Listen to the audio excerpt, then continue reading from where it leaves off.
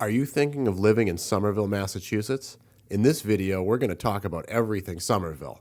We'll use maps to talk about the neighborhoods, driving routes in and out of Somerville. How close is it to Boston?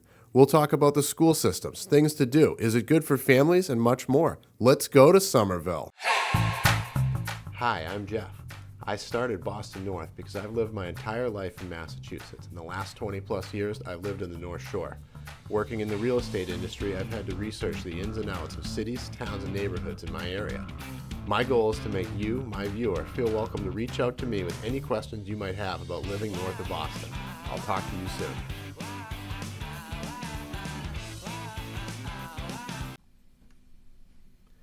So, as you can see, Somerville sits just north and northwest of the city of Boston. It's a primarily urban kind of feel to the city. It's people say it's vibrant. It's got a very heavy footprint in the arts, and public amenities are like really prevalent in Somerville. And an interesting fact is last year, 2023, OpenDoor.com ranked it the #1 city in the United States for families to live in.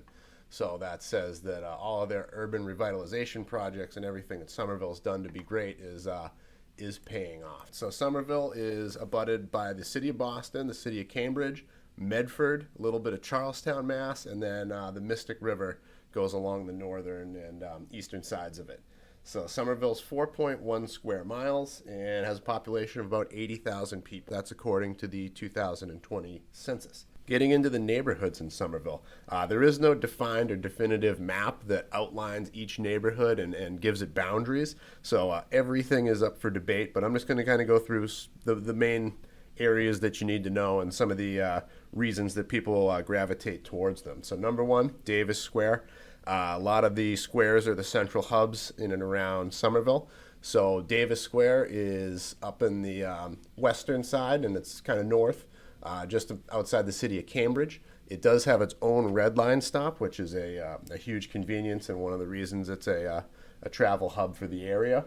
So it's known for having a lot of commercial space. It's a cultural hub in the city, and it's got shops, restaurants, entertainment venues. Live music is big in Davis Square. It's a little bit famous for it. And again, it's got the red line stop. Union Square is south of that, also abutting the city of Cambridge, and again, named after the main intersection where a bunch of things converge, and it hosts cultural activities, festivals, a lot of condos. It's going to be a lot of multifamilies. It's a little bit more of an urban environment, similar to Davis Square.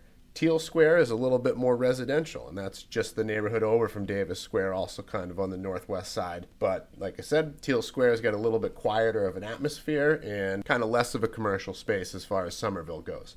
Magooan Square is regarded as a fairly family-friendly neighborhood. That is right in the center on the north side of Somerville, abutting the city of Medford. It's going to have good access to the Green Line, which is a convenience, and again, almost everywhere in Somerville has access to public transportation. It's just some of them have a named stop. Winter Hill's located right sort of in the center of the city, and it's named after a hill, so that means elevation. So if you're walking up Winter Hill, you know you're going up a hill.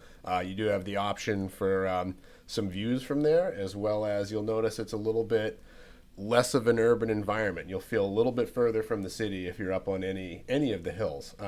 So it's a mix of residential, there's some commercial, there's some businesses, there's some restaurants, but it's a little bit more of a suburban feel compared to some of the squares in and around the area. So East Somerville is, it abuts a bit more of the industrial areas, so like the Assembly Square and Assembly Row are just next to East Somerville, or just below it, excuse me, and you'll find a little bit more of an urban feel in this neighborhood.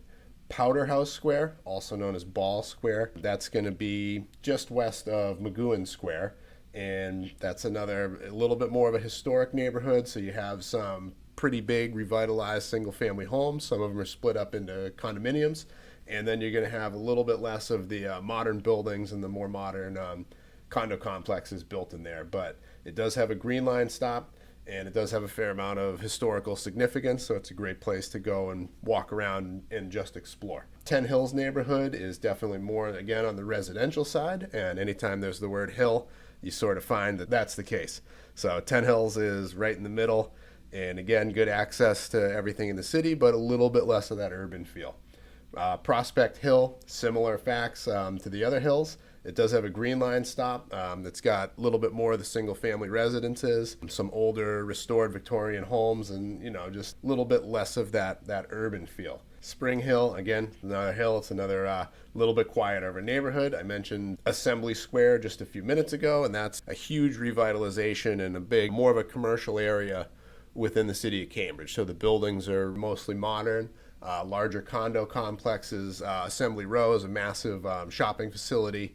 That's where you go to probably get some groceries. That's where you might go to do some of your shopping in the area.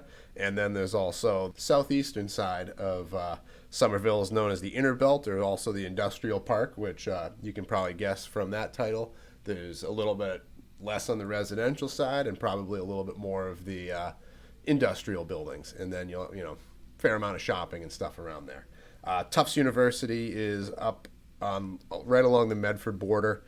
Some people call that a neighborhood. It does have its own green line stop. That's where the green line starts. You can see the red line goes from Harvard into Somerville to the Davis Square stop, and then back into Cambridge and towards Boston.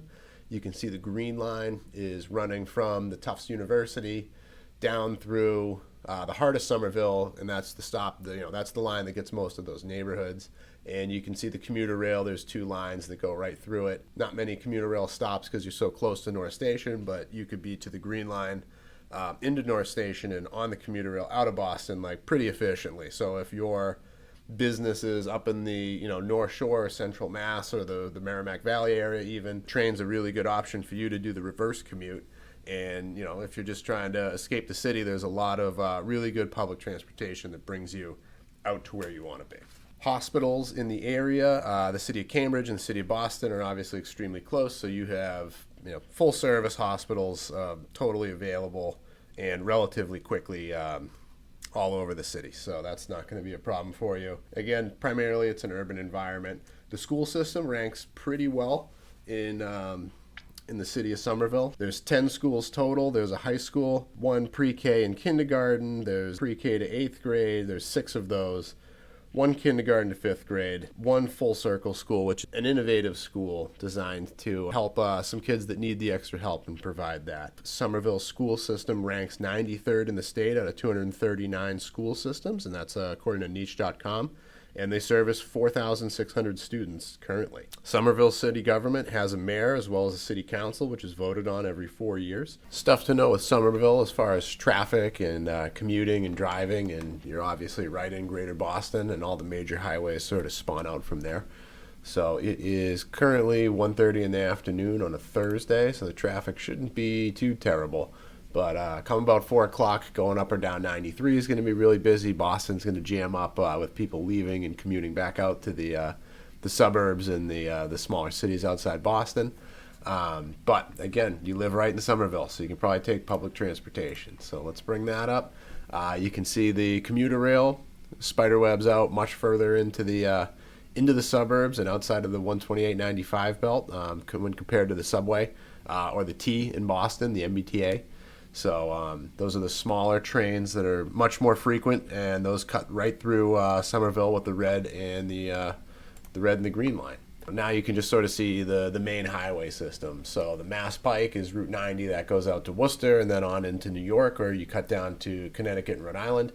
If you're leaving the city and you went south down 93, you could get over to 95 that way and go again down to Rhode Island. Cape Cod's going to be Route 3. And you take that straight down through the Plymouth area. And if you're going up north, you can connect 93 to 95 and go up into Maine, or 93 all the way up into New Hampshire. But mostly things in Somerville are self-sufficient. So all your shopping that's done within town, all of your day-to-day activities can really be done in Somerville. And I think that also makes the case for why it's such a family-friendly city to live in.